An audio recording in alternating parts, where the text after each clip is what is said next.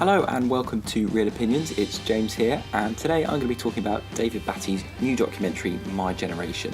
My Generation's something of an audio-visual treat. Yes, it's nothing groundbreaking, but it does offer a unique insight into that most iconic decade from the perspective of one of its biggest stars. So the film's marketed as telling the story of Michael Caine's 1960s, but in fact it's probably more than that. Yes, he does provide the voiceovers, but he's also the gatekeeper for a host of fashion, art and pop stars who all share their memories of 1960s era London life. It details the journey from the austere 1950s through to the explosion of music, fashion, sexuality and excess that the period has become so notorious for since.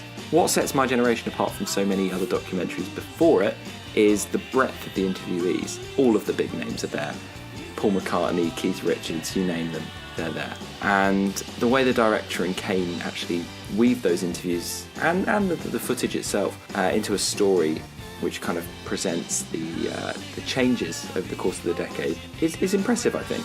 The soundtrack is as wonderful as you expect or maybe hope it would be. The Kinks, the Beatles, the Stones, it's all there. And for what is a very small budget film, that's impressive.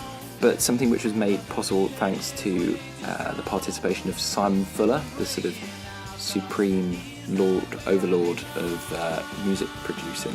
And he actually gets a production credit on the film, I guess, for his string pulling. But that said, the director and Caine sort of felt that it wouldn't actually be worth making a film without the music, so a necessary evil maybe. Batty was also quite keen to use footage which hadn't been seen thousands and thousands of times in all the other 60s documentaries.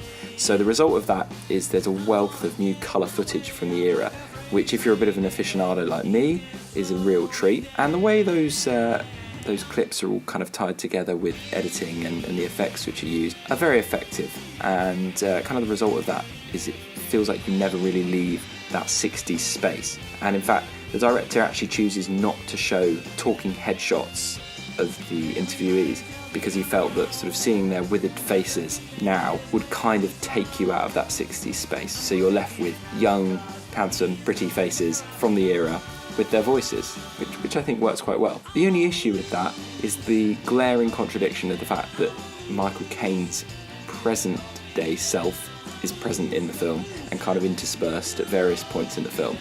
So maybe that wasn't necessary, but I think if you get Michael Caine's involvement, I suppose you want to make as much of it as you can, I guess. So yeah, overall, I don't think My Generation is a film that will win any awards.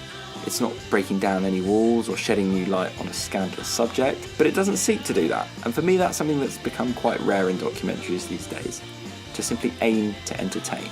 It's a short, enjoyable journey through an era which many, like me, wish they could have been there to see. And surely that's worth the entry fee? No? Thanks for listening.